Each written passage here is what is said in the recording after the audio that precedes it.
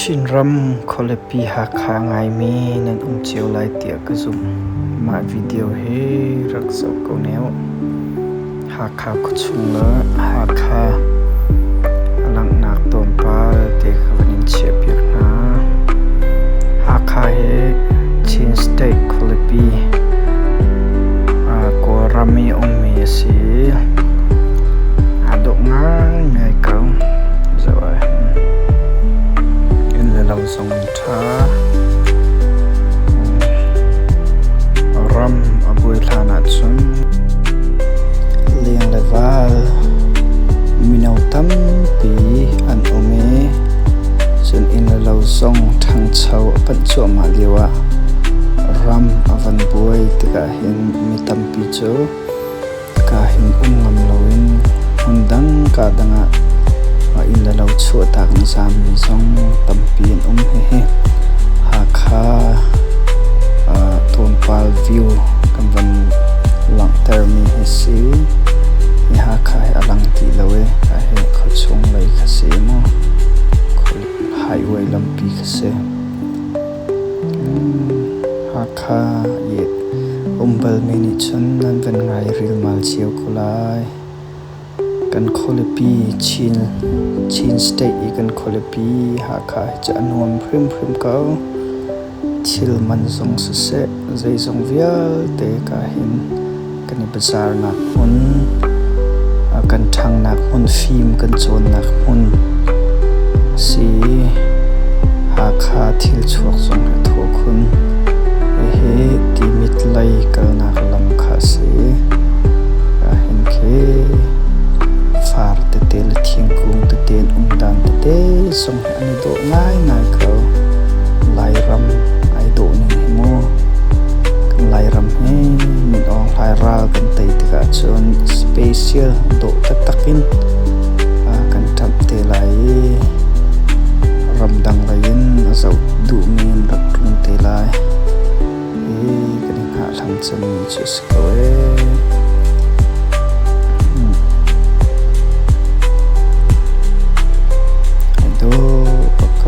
timit kuang khon khasi chun ka hin hakha khochong van lu na kha alam lain hin anin sau tar haning lo hin mo nan ngai ri mal chiu ko lai